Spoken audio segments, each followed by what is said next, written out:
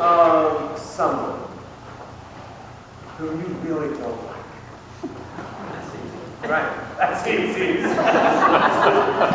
Well, okay, well, good. That's all. Amen.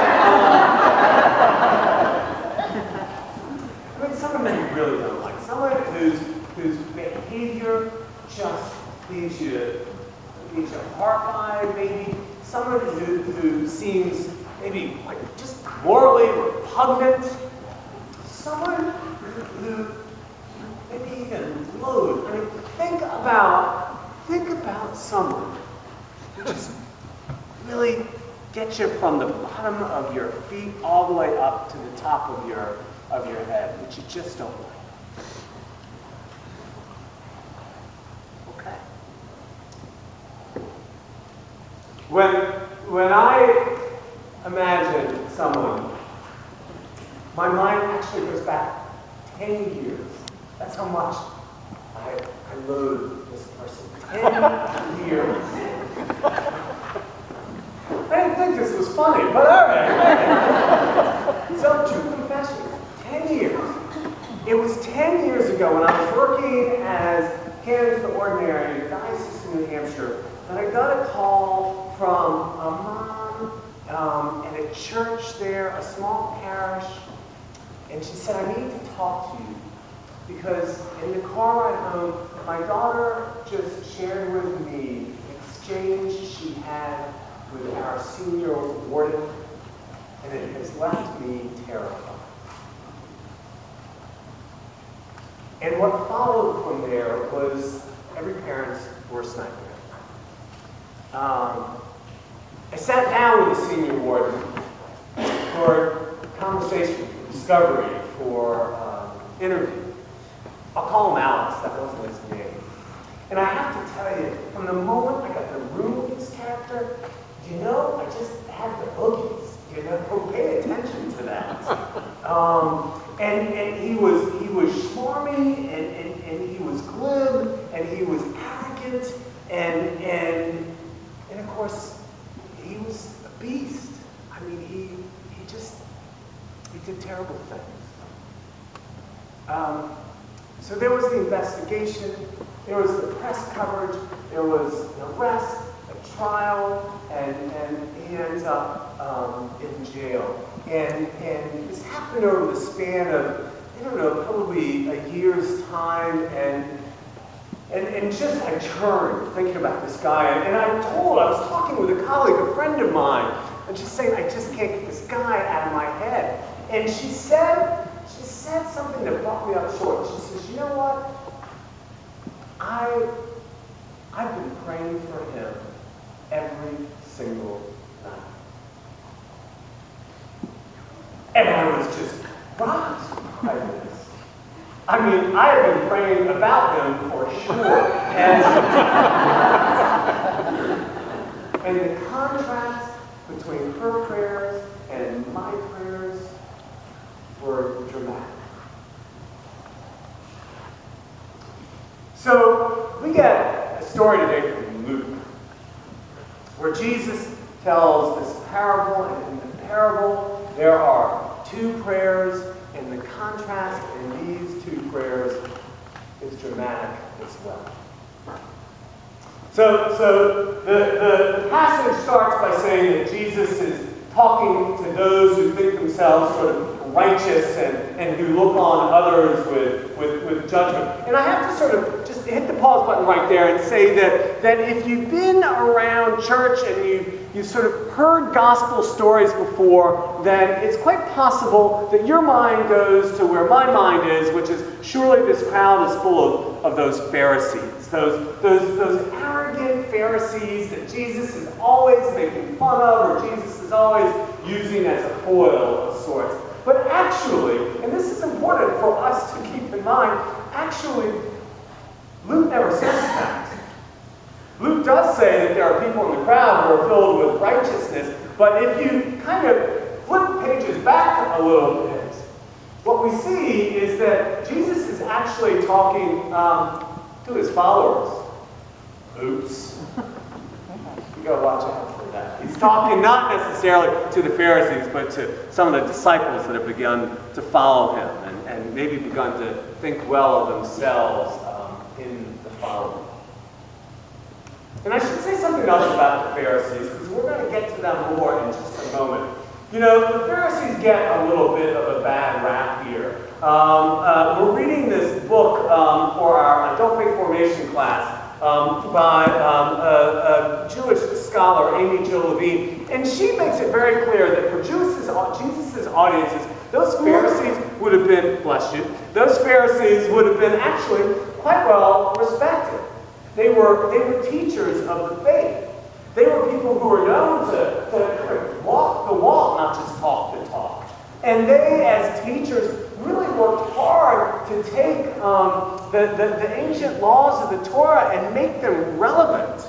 And so, in fact, even though the Gospelers and we Christians, as we hear about the Pharisees, picture them as just a despicable lot, that's not how Jesus' audience would have thought of them at all. And maybe it's important that we don't demonize the Pharisees, because you know what? When we demonize them, it makes it harder for us to imagine that we might be like them. And that's perhaps a mistake. More on that later. So Jesus tells this parable, right? There are two men, he says, who walk into a temple. Two men. They neither have names. They're just two men. One like the other in that regard. And they walk into the temple. Of course, we find out that they are different in some ways too, right? One is a Pharisee, and the other is a tax collector. So the Pharisee stands apart from the tax collector. There they are, disconnected now, apart from each other. And the Pharisee begins his prayer. And it's easy. In fact, I even caught myself a little bit sort of dramatizing this prayer by puffing it up with a little bit of arrogance. We actually don't know if there was arrogance in his prayer. I mean, he starts by thanking God for who he is, which, you know, is reasonable enough. And he goes on to give an account of how he has been. And the account is actually, you know, deeply faithful, right? He says that he's fasted twice a week. Listen, for the Jews of those times, they weren't commanded to fast unless they were mourning or they were repentant. But this Pharisee's fasted twice a week. That's something. He talks about how he's given 10% of all of his possessions. And again, that exceeds sort of the expectation. They weren't expected to give 10% of all their possessions, but they were expected to tithe 10% of their earnings, but he's gone beyond that. He's given 10% of all that he has to the temple. I mean, again, this is good stuff. He sounds like a pretty good man, right? Deeply faithful. Especially in contrast to the tax collector. And I know this about the tax collectors. They were quite deservedly disliked amongst the Jewish community. Because the tax collectors were seen as agents working for Rome. Maybe they were Jewish, maybe they were Gentile, but surely what they did was they cheated the Jews in collecting their taxes. They took extra money, pocketed some of it, and gave what was right to Rome. And so they were a rich and a despised sort of grouping of people, these tax collectors. And so when the tax collector begins to pray and is weeping and beating his chest, well, it's probably for good reason. The tax collector says, I am a sinner, forgive me, God, and he's got it right. He's been a sinner. Let's not have a soft spot in our heart for this tax collector. So it seems at first glance that the tax collector and the Pharisee, that their prayers are rightly said, different as they might be. But then things get a little tricky. Because who gets called out for his praying?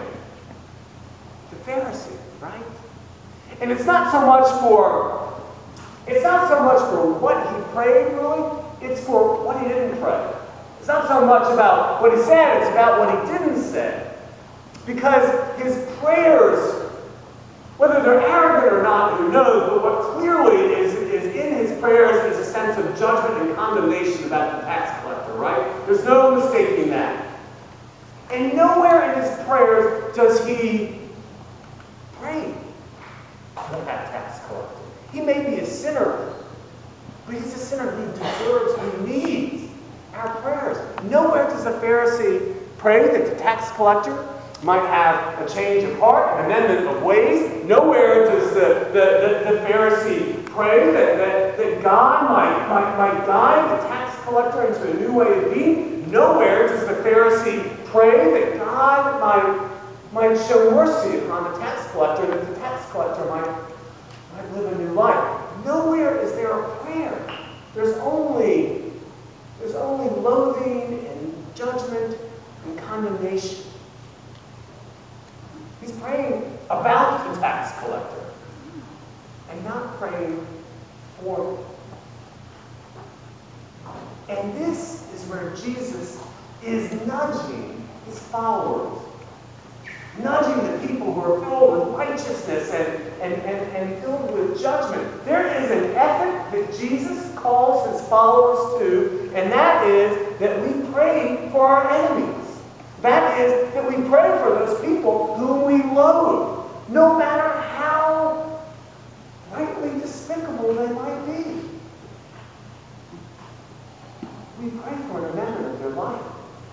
We pray that they might say yes to God's love. We pray not for cheap grace and cheap mercy, to be sure, but we pray that they might change so that they can receive God's mercy. Because here's the thing, not only are we standing apart from what Jesus wants of us when we fail to pray for them, but frankly, we limit what God is capable of doing when we fail to acknowledge that just maybe God's mercy might be shown upon them.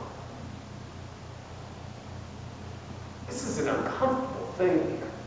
I will tell you, I preached this at 7:45, and someone deeply faithful, whom I admire greatly, said, I don't get it. Well, for good reason. Because this parable makes us uncomfortable. Because this ethic is not something that comes easy. But this is what Jesus is saying to us. Do not just pray for those who look like you, who think like you, for those who make you feel warm and swoon or whatever. But pray also for those who need it most, perhaps. Believe that God's mercy is there for them too, just as we need mercy as well. I'd love to tell you that after my colleague, my friend, said, I pray for Alex every day, I'd love to tell you that changed my feelings about him. But it didn't. I'd be lying to you if I said it did. But her nudging, it did change my prayers. And I'm grateful for that because I think that had I not been willing to pray for Alex, I would have been ignoring how Jesus wants us to pray. I think that at the end of the day, this is the thing. If I hadn't prayed for Alex, if we don't pray for those people whom we loathe, we don't pray for our enemies, not only do we stand apart from our enemies, but more sadly, we end up standing apart from our God, whose love and mercy knows no bounds. Amen.